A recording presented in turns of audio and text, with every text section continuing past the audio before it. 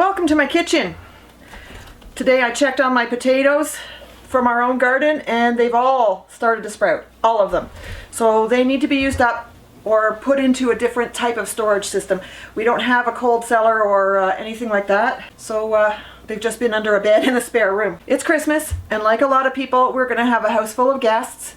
Ours will be here for 3 or 4 days, and I'm gonna need to feed them. So I'm taking my potatoes and I'm making potato O'Brien. I think I've shown this in a video before, but I want to talk about the different things you can make with it this time. Come on down to the countertop. What I'm doing right now is just peeling the potatoes. I think most people know how to peel potatoes. Just taking the skins off. Now technically, because these are not being canned, they're being frozen, you could leave the skins on, but I found these potatoes really clung, or maybe it's the type of soil we have.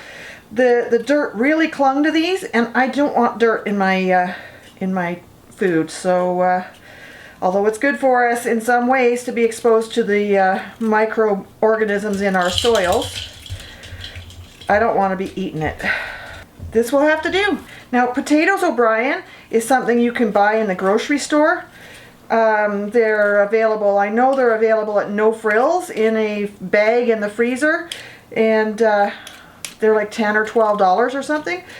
But I have to use these potatoes up, so I might as well get to it. I've diced my peppers.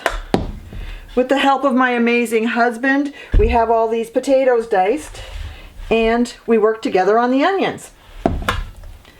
Now we're getting ready to blanch the potatoes, so I have a pot of water boiling over here, coming to a boil. I've got about half a pot of water here, and I have my pasta insert. I'm going to fill that with the potatoes and blanch them.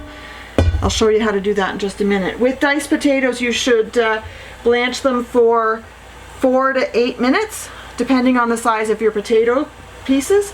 We have these very small. This is for a breakfast hash brown sort of meal. When you buy this mix in the store, it usually has potatoes and onions and a very little bit of pepper, and red or green peppers or something, and a bit of sausage or ham or bacon or some kind of meat in it.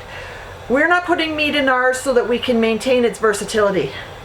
I have so many ways that we can use this. I did a video on a cream soup base, so I can take this potato mix, which is peppers, onions, and potatoes, and I can throw in some bacon and make a potato bacon soup with that cream soup base. I can take potatoes, peppers, onions mix, and I can put it with beef or ground beef and make a hamburger stew or a beef stew. And the potatoes and everything's already chopped. You just throw it in the pot and you're good to go. You mix it with a jar of tomatoes and some beef broth, and you've got it in your meat and you're good. You can mix it with chicken and the cream sauce and make a creamy chicken soup or chicken pot pie by using the same mix. Put the potatoes and chicken in the bottom of the pie. You can mix it fry it up in the frying pan and serve it next to eggs and sausage as a hash brown, or you can actually cook a pile of it and throw a scrambled egg in it and cook the whole thing as a big egg and potato casserole. And that's probably what I'm going to be doing for Christmas. I want something that I can cook quickly and easily. Now it's time to blanch these potatoes. My water came to a boil, and I set my dish of potatoes in there. I want to make sure that the potatoes are covered. I'll give it a little stir so that the potatoes are surrounded by the hot water, and I've set a timer for 4 minutes.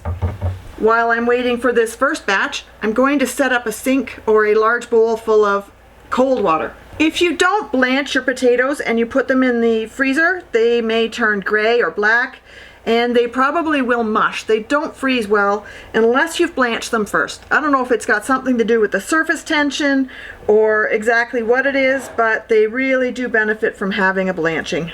I remember when I was young, I said something to my mom. There was potatoes, and I said, "Oh, just put them in the freezer." Well, I did that. I was really young, like I was still living in her home. And well, we can freeze them, and we froze them, and they did. They came out black. And I learned my lesson then that blanching potatoes is necessary if you want to freeze them. So if you can do French fries the same way. You can blanch them for 4 minutes because they're going to be about the same size. French fries are going to be the same size as these, except these are broken. If you were doing beef eater fries, I imagine they'd be the same as well. Just blanch them for 4 to 8 minutes, but 4 minutes is good for these small ones.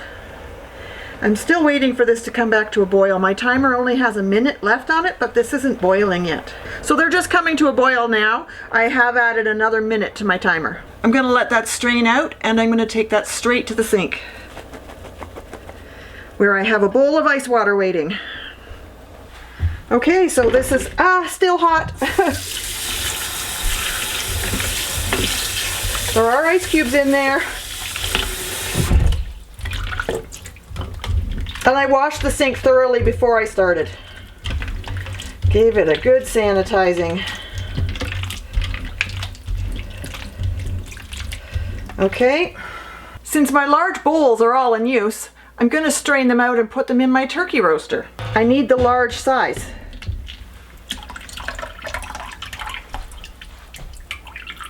Oh, I found one with spots on it. Let's get rid of that. Into the composter.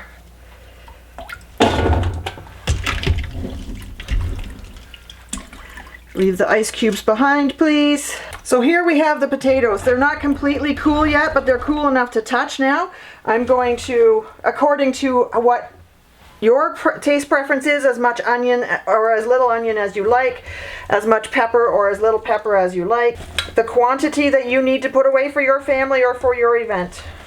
In this case, it's for an event. And we have potatoes that need to be used up. I don't want the potato or the onions all stuck together in clusters, though. I'm going to break those up. Okay, and as much peppers as we want. You can use red, green, yellow, orange, whichever you prefer. I have all of them. Still seeing big chunks of onions all stuck together. Let's break apart those layers a bit. If you wish to add salt and pepper to this, you certainly can.